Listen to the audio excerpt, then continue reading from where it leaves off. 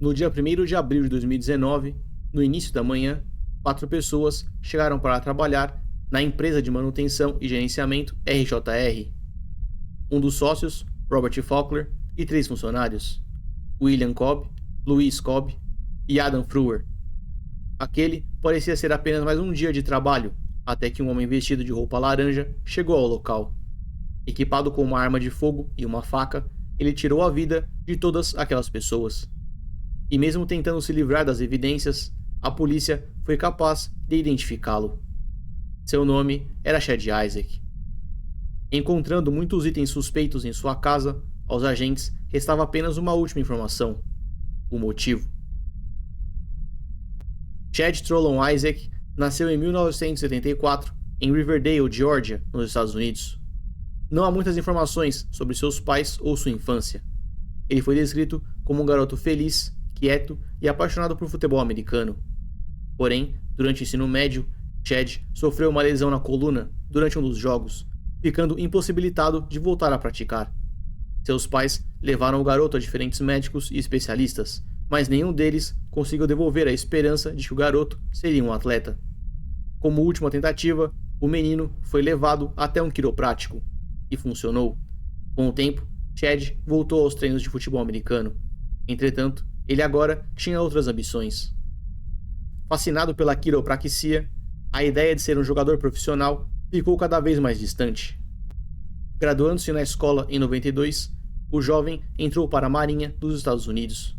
Ele completou o treinamento básico em Great Lakes, Illinois, sendo enviado para Pearl Harbor, onde atuou como assistente de técnico em um laboratório. Durante seu tempo na Marinha, ele conheceu uma mulher que optou por não ser identificada. Eles se casaram em 16 de agosto de 95, tendo uma filha juntos. 5 anos depois, em 2000, a mulher solicitou o divórcio por motivos desconhecidos. Essa separação parece ter sido complicada em certa medida, visto o número de audiências marcadas entre os dois para que Chad pagasse a pensão. O homem morou em diversos lugares diferentes ao longo de sua vida, e agora, divorciado e sem ter onde morar, ele alugou uma pequena residência na cidade de Washburn, na Dakota do Norte. Em 2008, após passar por um curso de enfermagem, ele conseguiu sua licença para trabalhar com quiropraxia, permanecendo no ramo pelos próximos anos. Ele foi capaz de abrir uma empresa, chegando a ser matéria em uma revista. Sua única infração até o momento era uma multa por dirigir sem cinto de segurança. Ele nunca apresentou episódios psicóticos, comportamentos estranhos ou qualquer sinal de agressividade. A situação econômica de Chad não era das melhores, mesmo tendo uma empresa. Nessa época, ele morava em uma casa que era mantida pela empresa de manutenção e gerenciamento RJR. Essa era uma empresa familiar que, além de oferecer serviços de manutenção, também trabalhava como se fosse uma imobiliária, alugando espaços próprios e cobrando pagamentos de terceiros. Chad foi descrito como sendo alguém bastante tranquilo, reservado e trabalhador. Porém, muito em breve, a imagem que tinham dele mudaria drasticamente. No dia 1º de abril de 2019, às 5 horas e 24 minutos da manhã, um Ford F-150 parou no estacionamento de um McDonald's. A empresa RJR ficava a 5 minutos a pé dali, e foi para lá que o motorista desse carro seguiu. Mais tarde, a polícia descobriu que esse homem fez o mesmo trajeto no dia 25 de março. Ponto esse utilizado para dizer que o ataque teria sido planejado, e consequentemente que o criminoso sabia o que estava fazendo. De volta ao dia 1º de abril, às 6 horas e 38 minutos da manhã, William, de 50 anos, e Louis Cobb, de 45, chegaram até a empresa RJR para dar início a mais um dia de trabalho. William trabalhava como supervisor de manutenção, enquanto Louis era responsável pela parte financeira. Eles eram casados já há muitos anos, tendo 4 filhos e 3 netos. 15 minutos depois de chegarem à empresa, uma pessoa, utilizando um casaco e máscara laranja, chegou ao local. Com luvas e calças pretas, ele entrou no prédio. O primeiro a fazer contato com o criminoso foi William. Ele foi rendido sob a mira de uma arma de fogo. Segundo a perícia, o homem foi alvejado entre 4 e 8 vezes, além de receber 28 golpes de faca. Ele não resistiu aos ferimentos, vindo a óbito no local. Em seguida, o criminoso atacou Louis, e provavelmente já tinha ouvido o som dos disparos. Ela foi esfaqueada 48 vezes, com 16 desses golpes espalhados pelo rosto e pescoço. Também foi encontrado em seu corpo uma perfuração no peito, causada por disparo de arma de fogo. Com ferimentos gravíssimos, ela não resistiu e faleceu no local. Com 2 pessoas assassinadas, aquele criminoso permaneceu dentro do prédio, movendo objetos de lugar. Não fica claro se ele aguardava por mais vítimas ou se as teria feito na tentativa de preservar sua liberdade. Às 7 horas, Adam Fuhr, de 42 anos, que trabalhava na linha de frente da equipe de manutenção, chegou ao local, conseguindo acesso pela mesma entrada. Esse homem foi baleado 2 vezes nas costas e uma no peito, além de receber 11 golpes de faca. Assim como William e Luiz, ele faleceu no local. Toda aquela loucura não parecia ter fim enquanto o criminoso tirava a vida de pessoas inocentes sem empreender fuga.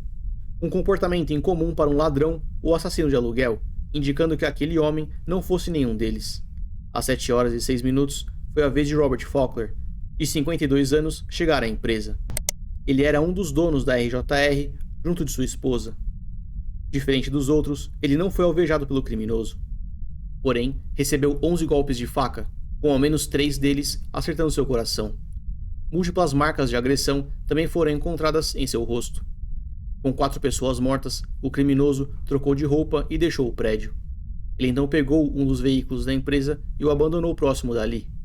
Trocando de roupa novamente, ele seguiu a pé de volta ao estacionamento do McDonald's, aproximadamente às 7 horas e 21 minutos da manhã.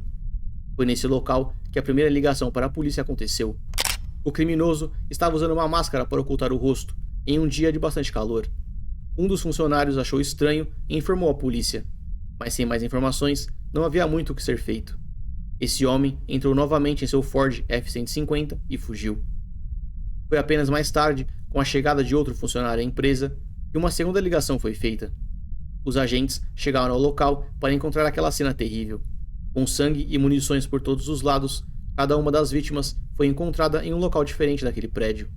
Como nenhum item foi roubado, os investigadores chegaram à conclusão que o criminoso deveria conhecer ao menos uma daquelas pessoas. Uma vez que ele fugiu, apenas após tirar a vida de Robert, a hipótese era de que esse fosse o alvo do assassino. As imagens das câmeras de segurança foram solicitadas e analisadas, dando à polícia a imagem do suspeito. A conexão com a primeira ligação, vinda do funcionário do McDonald's, foi feita, dando início à caça por aquele veículo. No dia 4 de abril de 2019, aproximadamente às 15 horas e 46 minutos, um Ford F-150 branco foi parado em uma blitz policial. O motorista era Chad Isaak. Ele não ofereceu resistência à prisão e entrou na viatura. Uma pessoa inocente em uma situação como essa questionaria sobre o motivo daquela prisão. Chad, por outro lado, não fez nenhuma pergunta. Cada indivíduo pode reagir de maneira diferente a esse tipo de situação, mas para algumas pessoas, isso seria outro indicativo de que ele fosse culpado. Sua foto, tirada já dentro da delegacia, também pode parecer um tanto estranha. São poucas as pessoas que conseguem sorrir em um momento como esse. No interior do carro de Chad, com a ajuda de luminol, foram encontrados vestígios de sangue no apoio de braço. O cinto de segurança do banco do motorista também tinha sido removido. No lado esquerdo do banco, mais vestígios de sangue foram encontrados. Na parte exterior do veículo, outros respingos de sangue foram identificados. Mais tarde, o resultado do teste de DNA confirmou que o sangue de ao menos 2 vítimas foram encontrados no veículo de Chad. Enquanto esses testes eram realizados, outra equipe policial chegava à residência do criminoso, e ali dentro, muitos itens suspeitos foram encontrados. Entre os itens estava uma caixa de munição, compatível com a encontrada na cena do crime. O número de disparos realizados também era o mesmo de munições em falta naquela embalagem. No congelador, parte de uma arma foi encontrada dentro de um pote. Na máquina de lavar, roupas iguais às capturadas pelas câmeras de segurança estavam limpas. Entre essas peças, a máscara descrita durante a primeira ligação feita pelo funcionário do McDonald's. Sapatos idênticos aos utilizados pelo criminoso também foram retirados de dentro daquela residência. Produtos de limpeza estavam dentro do box do banheiro, sugerindo que houve uma tentativa de destruir evidências. Por fim, uma faca compatível com os ferimentos sofridos pelas vítimas também foi recuperada. Aquele seria um caso difícil para o advogado de defesa, que escolheu seguir pela declaração de inocência. Chad negou seu envolvimento com os crimes, mesmo diante de todas as evidências. Quando questionado sobre o motivo de ter feito aquilo, ele nunca respondeu. Sendo assim, temos apenas teorias. A mais trabalhada é de que Chad estivesse com seu aluguel atrasado, sendo ameaçado com o despejo. Como nenhum item foi subtraído da cena do crime e o assassino deixou o local apenas após a morte de um dos donos, essa hipótese parece ser a mais aceita. Por outro lado, esse comportamento não se encaixa no perfil de Chad, apresentado até aquele dia. Algumas pessoas tentaram associar a esquizofrenia ao criminoso, porém, não há registros de alucinações ou desconexão com a realidade antes ou após o ataque. Não houve também pensamentos estranhos ou comportamento bizarro. Como Chad foi visto realizando o mesmo percurso antes de cometer o crime, bem como inverteu a roupa para alterar sua aparência, a insanidade não parecia ser uma opção. Aparentemente, ele já tinha problemas em manter a pensão de sua filha, e talvez a ameaça de despejo tenha sido o ponto no qual Chad quebrou, o que de forma alguma justifica tirar a vida de pessoas inocentes. E de qualquer maneira, são apenas especulações. Durante o julgamento, descobriu-se que Chad tinha cancelado todos os seus pacientes para o dia no qual os assassinatos aconteceram. Sua desculpa foi de que teria marcado uma consulta com seu dentista. Entretanto, segundo esse profissional, era mentira. Chad nunca marcou uma consulta, enrolando-se ainda mais em suas mentiras. Em agosto de 2021, Chad Trollon Isaac foi julgado culpado por 4 homicídios em primeiro grau. Em dezembro, ele foi condenado a 4 prisões perpétuas sem a possibilidade de liberdade condicional. Seu advogado ainda tentou uma apelação, mas não teve sucesso. Ainda que ele tenha permanecido em silêncio sobre a motivação, as evidências contavam em detalhes o que tinha acontecido naquele dia. 4 pessoas foram brutalmente assassinadas por um homem cruel que fez tudo o que pôde para permanecer impune. Seus atos não impactaram apenas a própria filha, que assistiu o pai ser preso por um crime tão terrível. Eles também destruíram famílias que enterraram seus entes queridos sem nem ao menos saber o motivo de terem sido assassinados.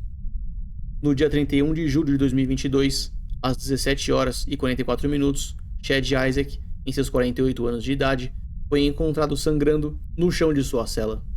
No relatório, consta que ele causou graves ferimentos a si mesmo, sem dar mais detalhes.